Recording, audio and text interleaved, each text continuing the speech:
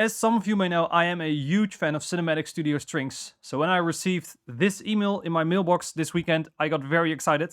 And in today's video, a little bit of a different one, I just want to go over the main changes that are introduced in this update and why I'm so excited about it.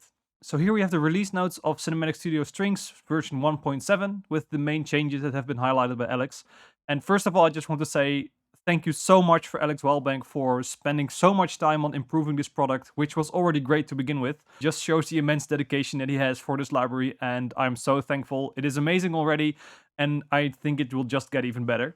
It's the new Marcato mode, including runs, and I think adding a runs mode to Cinematic Studio Strings is something a lot of us have been really dying to see. Now I usually use a mixture between either legato or Marcato as it is now for runs, but to see him add it with a new feature is quite exciting. One of the main things I like about this feature is that you can add accents to individual notes within a run by triggering a note above a velocity of 65. This is subtle but audible and useful in context, especially when you change direction during a run. This is something I already try to do very often, but to see him incorporate it as a feature is very exciting. So often when you have not necessarily just runs going up in a scale or from a certain note up to a climax. Sometimes you also just wanted to go like or that he has thought about this and added the feature. I think it will be very exciting. Alternatively, to create a more obvious accent, try leaving a gap between the previous note and the note you wish to accent, effectively starting a new legato phrase with the accented note. This means you get even more control over the bowing of a run. So instead of having everything under one bowing, you can choose points where he will change bowing with the gaps he introduced and the note with a velocity above 75. You have a lot more control over your runs, the accents of them, and how they are timed within the passage. The second feature is the improved legato, which was already the main selling point of this library and great to begin with. And he says that he spent a lot of time focusing on the low latency mode and that is very good. The advanced mode takes a bit of a larger toll on your computer and your resources. So the fact that he spent a lot of time on the low latency one, I think is great for those who are running less powerful systems. And here he says, I recommend using the low latency mode for most work, as I find that it hits the sweet spot of realism and playability. What I have noticed about using Cinematic Studio Strings is that it takes a lot of tweaking to get the legato timing right. Because I'm using track delays to get the timings of the start right, but when you're playing, it can be quite counterintuitive. But on the other hand, I quite like going over it afterwards, because changing the timing this often also means that there will be inaccuracies and little errors, because face it, I'm not perfect, which is a good thing. Yeah, like I mentioned earlier, the improved low latency legato mode I think is especially great for playability and for when you're running a less powerful system. Re-edited retimed short notes. They are tighter and more consistent than they were previously. That's great to hear. I have heard these in the demo he released and they sound great.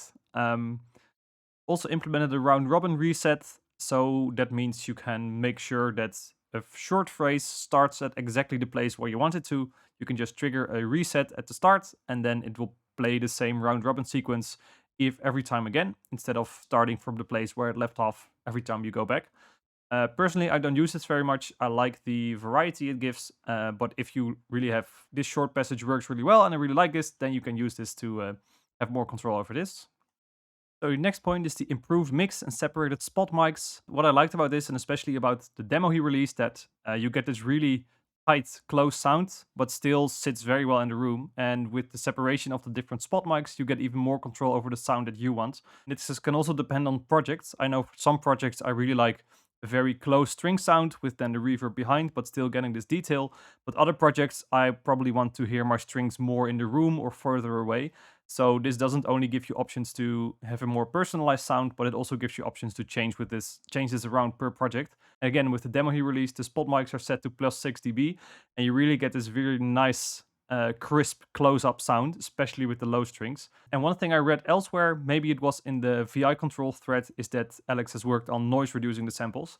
At the moment, I'm working with quite heavy parallel compression in my template, which also makes sure that this noise there is in these samples becomes quite exaggerated, which on the one hand adds some room noise, which is a good thing, and in loud music you don't really hear it. But sometimes when things are more quiet or more detailed, it tends to get a little bit annoying. So let's see when it's released if there's still this noise into the sample, and I hope he has removed it a bit, but we'll see. And then the last point here, Lastly, I also improved the non-vibrato legato transitions. You have now more control over vibrato and non-vibrato, which it means that the voice count is twice as what it was before, but now you can crossfade seamlessly between vibrato and non-vibrato, which other libraries are doing already, which is quite exciting. It takes more of your computer, but you can also turn it off, and I'm very curious as to how this will sound and how I could control it.